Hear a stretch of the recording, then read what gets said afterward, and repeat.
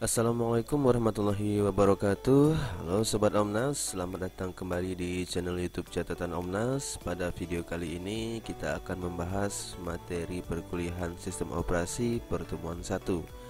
Adapun pokok bahasannya adalah sebagai berikut. Namun sebelum kita lanjut, seperti biasa, jangan lupa subscribe channel ini dan nyalakan loncengnya, kemudian like dan share videonya dulu ya.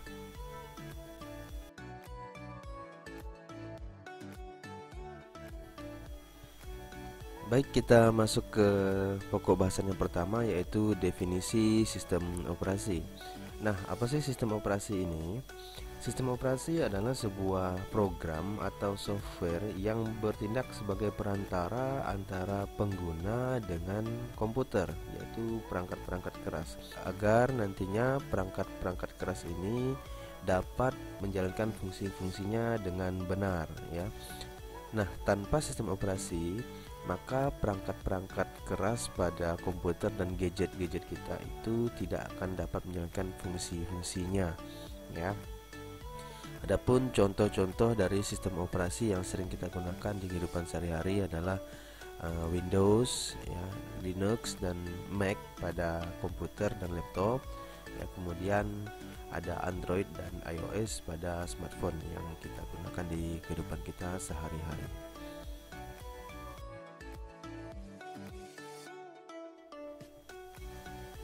Kemudian kita lanjut ke pokok bahasan berikutnya, yaitu fungsi sistem operasi. Sistem operasi berfungsi sebagai pengelola sumber daya yang terdapat pada komputer dan gadget-gadget kita, terutama perangkat keras, yaitu input device dan output device-nya. Kemudian sistem operasi juga berfungsi sebagai penyedia layanan bagi pengguna, sehingga memudahkan pengguna dalam menggunakan komputer dan smartphone yang dimilikinya. Contohnya seperti kita pada saat membeli gadget baru, ya, laptop maupun smartphone, biasanya itu sudah terpasang sistem operasi bawaannya, ya, sehingga begitu kita sampai di rumah, kita tinggal gunakan saja fitur-fitur yang ada pada komputer dan smartphone kita.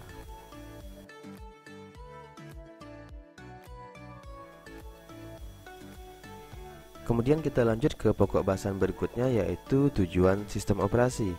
Nah, kenapa sih harus dipasang sistem operasi pada komputer ataupun gadget-gadget kita? Tujuannya adalah agar hardware-hardware yang terdapat pada komputer ataupun gadget kita itu dapat digunakan seefisien mungkin. Kenapa begitu? Karena pada dasarnya komputer itu nggak ngerti dengan bahasa yang kita gunakan, yaitu bahasa manusia, karena komputer bekerja dalam bahasa mesin, yaitu dengan kode biner, ya. Nah, disinilah dibutuhkan peran dari sistem operasi yang bertindak sebagai penerjemah, agar nantinya setiap perintah yang diinputkan oleh pengguna itu dapat dipahami oleh komputer.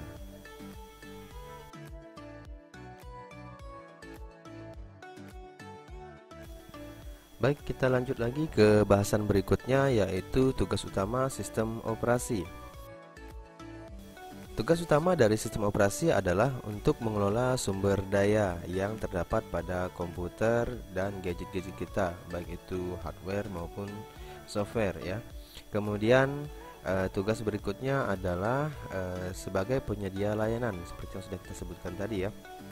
Nah, apa saja layanan-layanan yang terdapat pada komputer dan gadget kita itu disediakan oleh sistem operasi.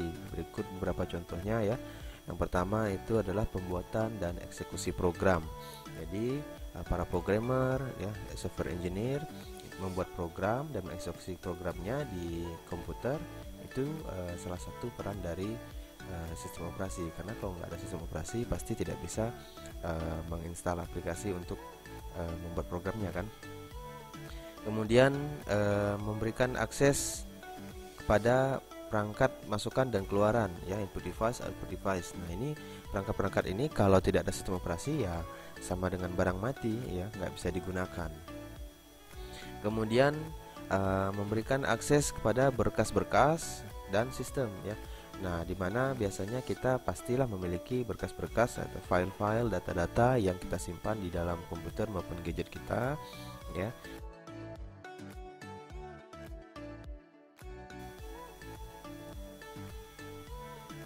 Dan akses pada sistem juga. Namun tidak semua file-file sistem itu bisa diakses ya, karena ada beberapa file sistem yang memang sengaja tidak diberikan hak aksesnya kepada pengguna karena khawatir nanti disalahgunakan ya, atau salah langkah sehingga menyebabkan sistem operasi tidak dapat berjalan dengan benar.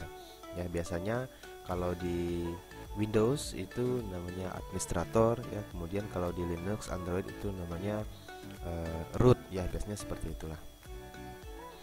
Kemudian mendeteksi dan memberikan tanggapan pada setiap aktivitas yang dilakukan oleh pengguna ya. Misalnya kita sedang mengupload sebuah file ya kan, maka akan diberikan tanggapan sudah berapa persen ya kan, sukses atau tidak ya. Kemudian pesan-pesan error, pesan-pesan sukses yang lainnya, pesan menunggu, loading dan sebagainya. Itu tugas utama dari sistem operasi ya. Jadi memberikan tanggapan pada setiap aktivitas atau perintah yang diberikan oleh user atau pengguna. Kemudian sistem operasi juga bertugas menghitung ya. Nah, menghitung apa sih? Menghitung proses-proses yang berjalan pada sebuah komputer maupun gadget agar dapat diketahui ya seberapa kemampuan dari komputer atau gadget ini, kemudian berapa kebutuhan yang diperlukan oleh software dan hardware yang digunakan, sehingga nanti dapat memaksimalkan fungsi dari komputer ataupun gadget-gadget yang digunakan ya. Nah, ini juga fungsinya agar kita mengetahui batasan-batasan yang dimiliki oleh gadget kita, sehingga kita nantinya juga tepat sasaran menggunakan komputer dan gadget kita dengan fungsinya untuk apa ya. Misalnya sebuah aplikasi atau software yang akan kita gunakan itu membutuhkan spesifikasi minimum ya, sedangkan komputer kita tidak memenuhi syarat spesifikasi minimum tersebut, maka tentu saja komputer dan gadget kita tidak akan dapat menjalankan aplikasi itu dengan baik ya, karena memang tidak sesuai dengan kemampuannya.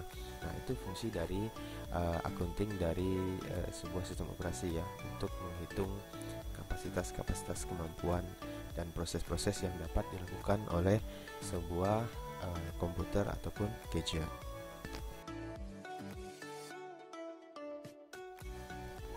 Baik, berikutnya kita akan membahas tentang konsep utama dari sistem operasi ya.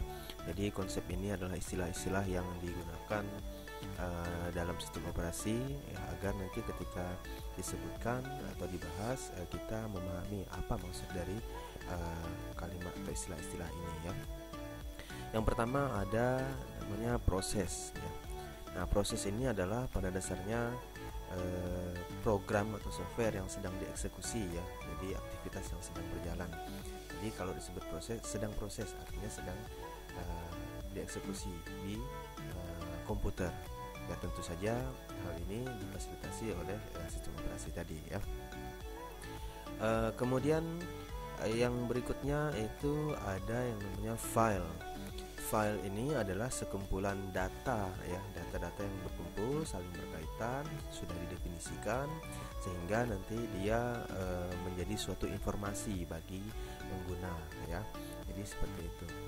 Ya, file ini ya banyak jenisnya ya, sering sekali kita gunakan di sehari-hari. Ketika kita menggunakan komputer, biasanya kita mengolah kata menggunakan word processor ya, misalnya Microsoft Word, mengolah angka menggunakan Excel, membuat presentasi menggunakan PowerPoint ya, membaca e-book yaitu PDF, kemudian mendengarkan musik ya, MP3, mengambil gambar ya, JPG dan lain-lain ya.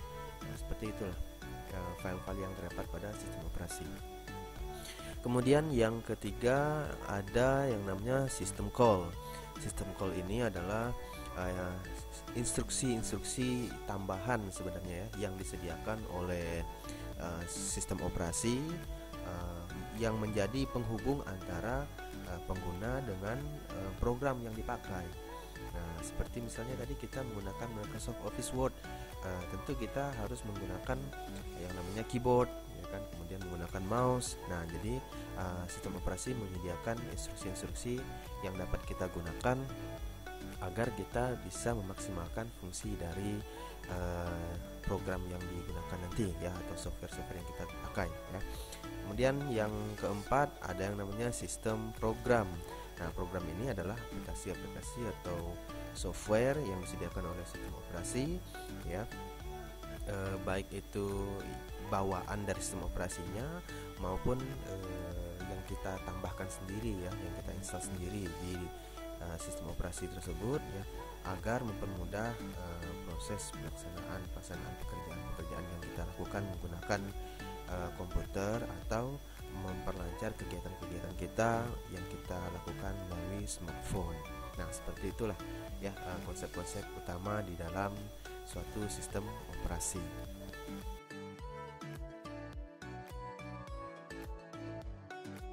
Yang terakhir adalah sasaran sistem operasi. Nah, apa sih sasaran dari penerapan sistem operasi pada komputer dan gadget? Yang pertama adalah faktor kenyamanan. Nah, ini tentu saja, ya. Kenapa? Karena di awal tadi kita sudah bahas bahwa komputer itu tidak kenal dengan bahasa manusia, ya, tidak mengerti dengan perintah yang kita sampaikan kalau kita menggunakan bahasa manusia. Nah, hadirnya sistem operasi ini menjadi penerjemah dari perintah-perintah yang kita berikan kepada komputer melalui input device, ya, misalnya keyboard, agar nanti komputer dapat memahami perintah yang diberikan dan memberikan respon pula dari perintah yang kita berikan tadi. Nah, perintah yang kita berikan tadi sebenarnya dikembalikan oleh komputer dalam bentuk kode biner juga. Namun, lagi-lagi karena sistem operasi ini bertindak sebagai penerjemah, akhirnya feedback yang diberikan oleh komputer kepada kita itu sudah tampil dalam bentuk bahasa manusia. Jadi dengan begitu pekerjaan kita menjadi lebih nyaman. Hal ini tentu saja untuk saat ini, ya, untuk saat ini hampir tidak dapat dilihat prosesnya, saking cepatnya gitu, ya. Nah, saking canggihnya perangkat-perangkat prosesor yang ada di dalam komputer dan gadget kita, itu proses-proses yang berjalan itu hampir tidak kelihatan, sehingga sangat nyaman kita bekerja saat ini menggunakan komputer dan gadget kita, ya. Kemudian yang kedua adalah efisiensi, tentu saja, ya. Nah, komputer banyak sekali digunakan untuk pekerjaan, ya. Nah, tujuan utama bekerja menggunakan komputer tentu saja kita ingin mencapai efisiensi agar waktu yang kita gunakan lebih sedikit dan pekerjaan yang kita lakukan itu bisa lebih banyak. Nah, seperti itu, ya. Dengan hadirnya sistem operasi pada komputer yang kita sesuaikan dengan kebutuhan kita, kebutuhan pekerjaan dan kegiatan kita sehari-hari, maka tentu saja hal ini memberikan efisiensi yang sangat-sangat bermanfaat bagi pengguna komputer itu sendiri. Dan sasaran yang terakhir dari sistem operasi ini adalah tentunya sistem operasi harus mampu berevolusi agar dapat memfasilitasi kebutuhan-kebutuhan pengguna yang semakin hari semakin beragam, ya. Nah, kenapa? Karena semakin banyak fitur-fitur yang dibutuhkan oleh pengguna yang sebelumnya tidak terdapat pada sistem operasi sebelumnya, ya, maka dengan evolusi dari sistem operasi yang baru diharapkan terdapat fitur tambahan yang dapat memfasilitasi kebutuhan-kebutuhan pengguna di masa mendatang. Nah, seperti itu, ya.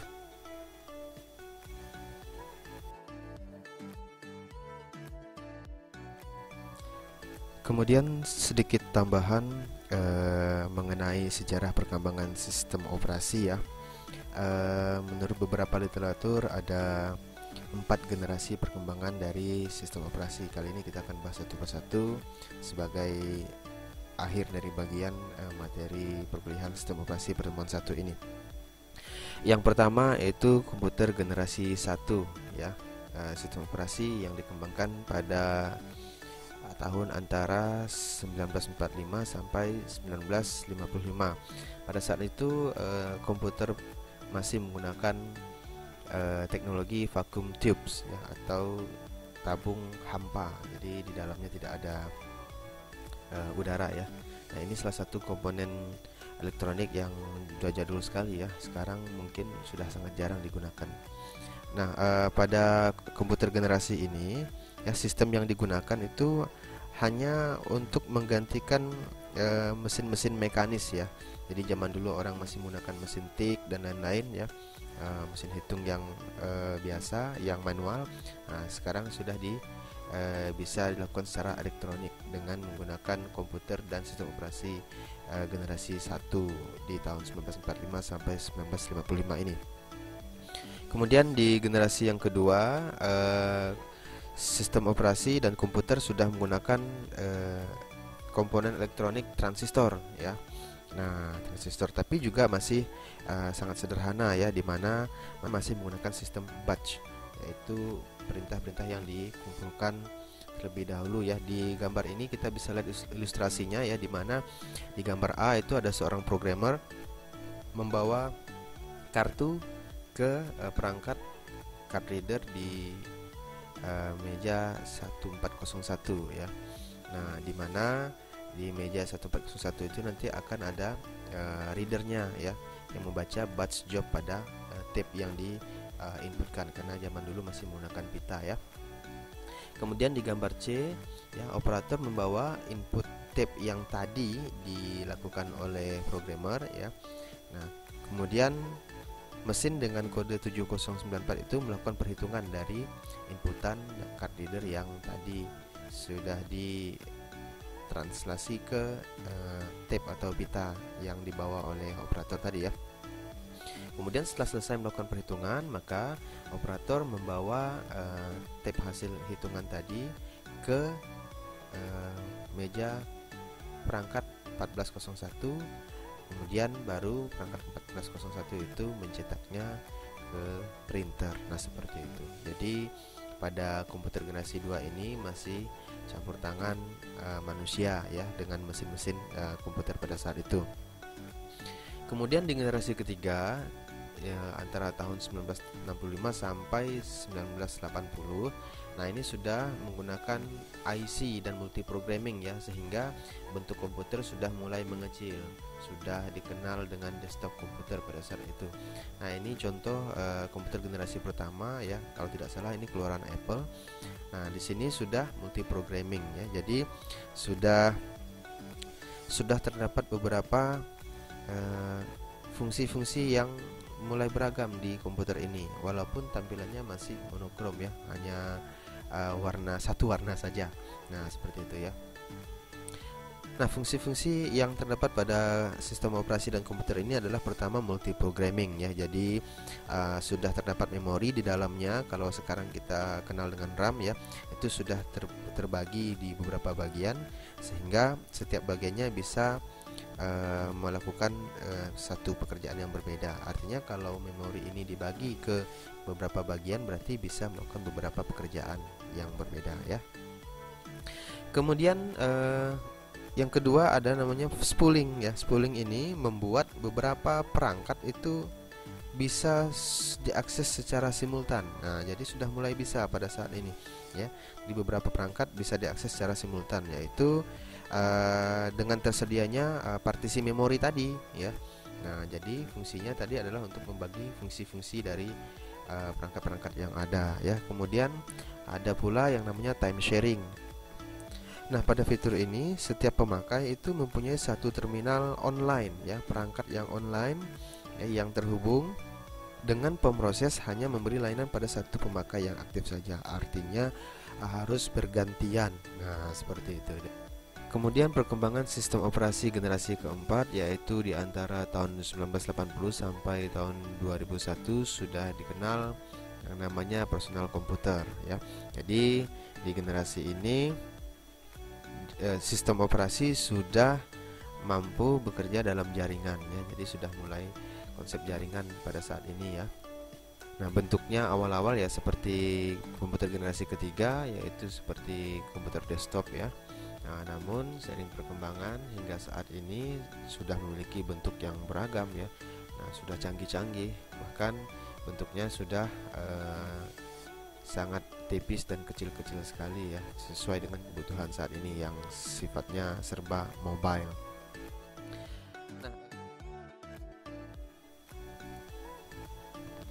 Nah, demikian pemaparan materi perkuliahan sistem operasi pertemuan 1 pada video kali ini. Semoga apa yang dipaparkan di video ini dapat diambil manfaatnya. Karena itu jangan lupa bagikan video ini di sosial media yang kalian miliki, agar teman-teman yang lain juga mendapatkan manfaat dari video-video yang ada di channel ini. Sampai ketemu di video-video berikutnya. Wassalamualaikum warahmatullahi wabarakatuh.